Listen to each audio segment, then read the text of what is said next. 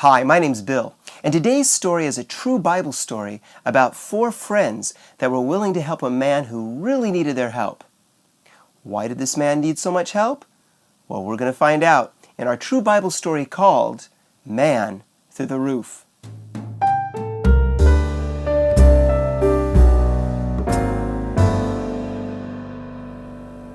Well, a long time ago, there was a man that couldn't walk.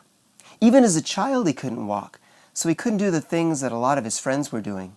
He couldn't run and skip and jump and play ball.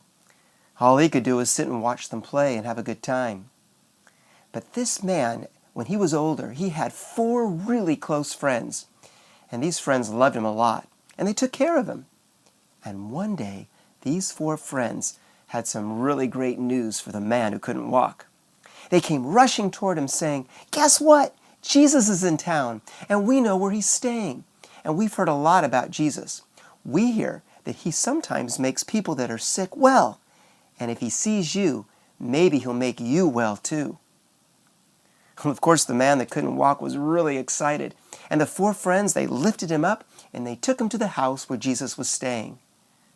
But when they got there, they were in for a big disappointment.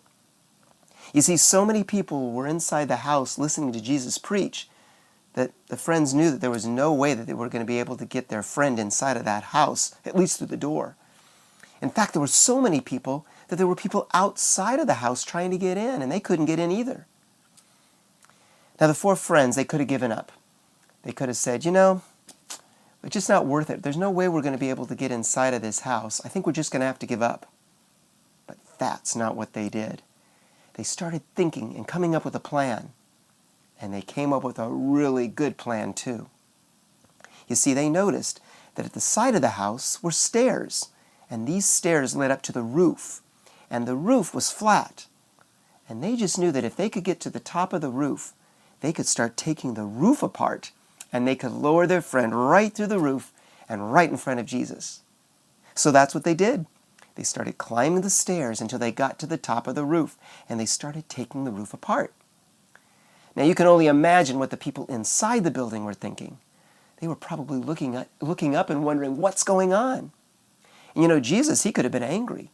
He could have said, "What in the world are you guys doing? You're tearing apart the roof, and you're causing all this distraction. I'm trying to preach here, and you're interrupting me." But that's not what Jesus did.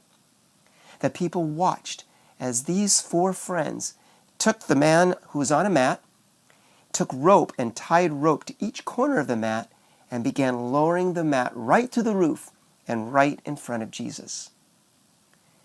Well, Jesus saw the man lying there, and he knew what was wrong. And he went over to the man, and he quietly talked to him. And then he touched the man, and he said, "Get up and walk." All of a sudden, for the very first time, that man felt his legs get stronger and stronger. And he was able to get off his mat, roll his mat up, put it under his arm, and he was able to walk out that door. Walk out that door! And I could only imagine that once he got out that door, he was running to tell everybody that he could see how excited he was that Jesus took the time to make him better. And boy, was he happy that he had 4 friends that were willing to help him out. Well, the man in our story was really lucky, wasn't he? He had 4 friends that were willing to put aside their own plans to help him out. And that's what Jesus wants us to do too. He wants us to be looking for people in need. And when we see somebody that needs our help, he wants us to be willing to stop what we're doing and go over and help. Maybe at school it might mean seeing somebody that looks like they need a friend, and you go over and help them. Or maybe somebody gets hurt and you get them a teacher. Or maybe somebody's struggling with some kind of work that they're doing at school and you know how to help, and so you stop your own plans and you go over and help. Of course, there's many, many different ways that you can help others, but when we do that, we're being friendly. And God wants us to be friends to others. So this week I want you to be looking for ways that you can be a good friend to those around you. You see, when you do that, you're being more like Jesus.